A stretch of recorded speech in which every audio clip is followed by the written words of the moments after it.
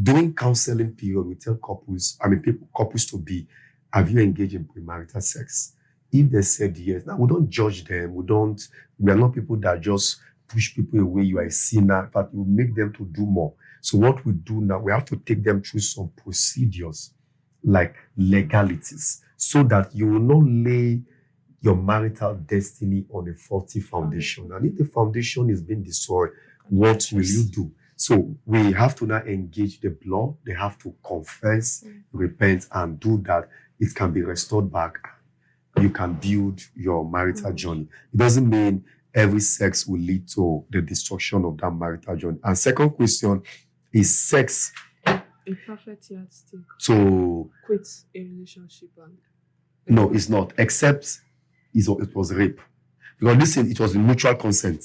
What if one person has changed and the other person... If in that case, if one has changed and feel that this thing we are doing is wrong, and the other person feels that, no, this thing, I believe in it, there's nothing wrong, after we're going to get married, I can assure you 99% that person will cheat in marriage. That is enough reason for you to end it. That's a red flag. Thank you so much. Let's go back to the topic for today. All right. But to this one, no, I actually, if there's something I got a lot. Yes, actually. And if there's something I think I got that I'm still holding is that sex is not fornication and sex are two. They are two different things. Let me, if I should understand clearly, sex is for legally married couple. So those ones, young ones, they do outside. They say we are having sex is fornication. Yes, it's fornication. Am I right, sir? Yes. You see, nobody can truly explain what sex is if they are not married. What young people do? All this one you're having sex, you are in haste, and let's shout. Once the door just open, you are panicking. That's so. You see, married people will calm down. You are not, and sex is not just about penetration. It's a journey. It's a journey. It can start from the morning you wake up and the things you say to your wife. It's a journey. You can be building the journey for 3 days. But do you know, most most young ones that are not married, they also build this journey too. So they can't get it. Because after that, it's number one. How I know it's not is that number one, it can never give you peace. True sex give you peace. In fact, they are a marital conflict or marital resolution. How to resolve marital conflict. There are 7 ways you resolve marital conflicts. One of them is through sex. There are certain crises you have with your wife or your husband. It's not apology. It's through sex. Because sex produces a dimension of peace in marriage. You can't have that one when you fornicate. Fulfillment, you can't have it.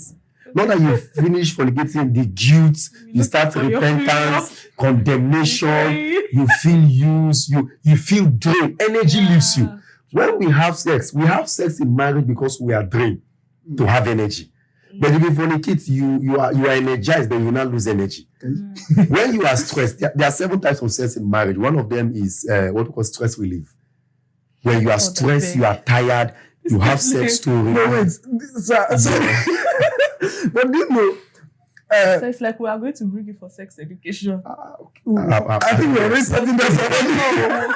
It's a course. It's a 1 month course that we treat in our school. Because everything has subdivision and subheading and subtopic. You know, this aspect of sex relief stress. I've read it before. I've heard people say it, like even conversation like if you're tired, you return from work. Get one baby could just come, rub your chest and stuff like that.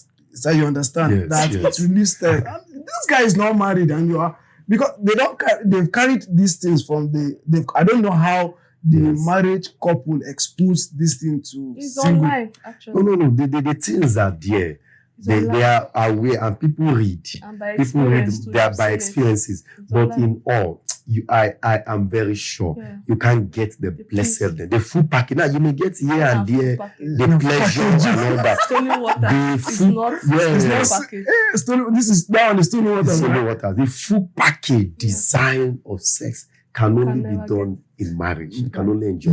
Sex is actually an act of worship. to God. If a young person now that's not married should hear this part now, the guy will actually rush to get married. They want to enjoy that full package. It's like a gift. We need to now give you another teaching that if I when you not get married, sex become a burden. See, what we do is that we are counseling young people not to have sex, but we are begging married people not to have sex.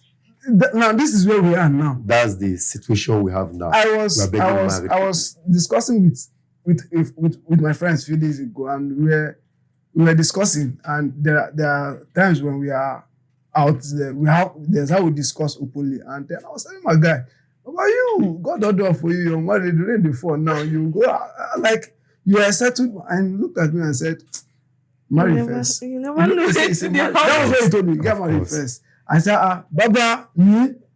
He said, look me. It's just I laugh. He said he will remind me. So now, because now with what they are telling us, doing it outside, no enjoyment, no sweetness, it's just that one is stress. Now doing it inside, doing it when you're now legally married now is something enjoyable. Now they're not telling us that after a while now you now start.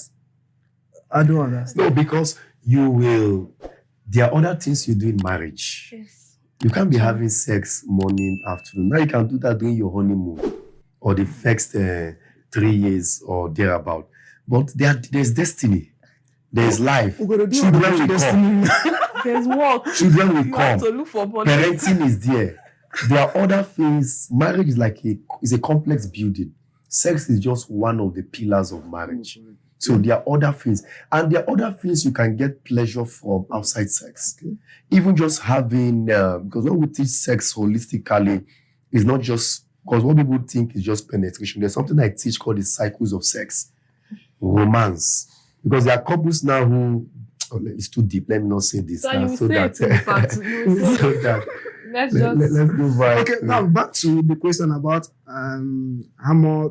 He has answered that already. I think he was trying to. Yes, he talked about the 2 killers of love. Remain 2. When you talk, No, the he said second there are one 7. was sex. He said there are 7 Is killers. it 5? No, it's 5. It's 5 It's killers. 5. No, there was one he told us that there were 7.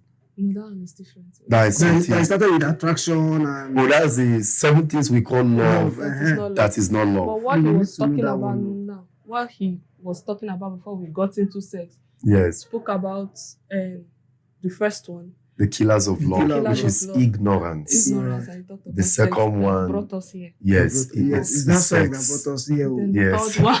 Yeah, the third one is lack of purpose. You see, there is a connection between love and purpose. One of the reasons I love my wife is not really because as a person.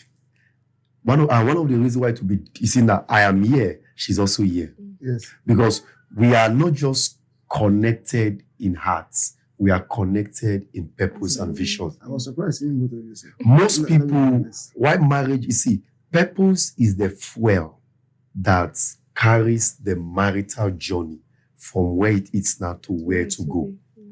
And like, let me know so that you know, say I've mentioned another many things again. There's something we call compatibility check.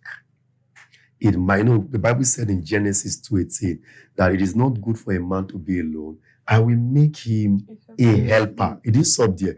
You see, suitable. That word suitable is the word compatible, complementary. So you can, the first lady I wanted to get married to, amazing lady, trained by Pastor Billy Akani, spiritual lady. But we were compatible because there are about 6 compatibility checks you must do. We were compatible spiritually, we were compatible transformationally, we were compatible sexually, we were compatible medically. Medical compatibility is there.